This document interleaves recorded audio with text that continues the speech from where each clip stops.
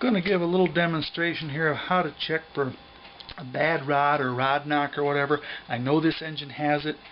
What you do is you get the pistons up to top dead center, and as it comes to top dead center, when it starts back down a little bit, put a little wooden rod or something in, let it pull itself down, reach in, put the rod on top of the piston and give a little shove. And I don't know if you could hear the thunk on that or not, but there is a thunk. You could also measure the thing if you wanted, which I did a little bit ago. I get it started on its downward spot, stick a little mark on my razor blade, or use a razor blade, put a little mark on my dowel.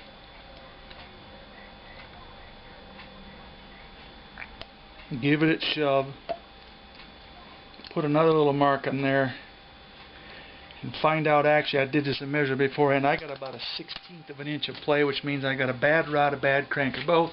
Fortunately, I do have new stuff, and over the winter I will replace the rod, the crank, and whatever.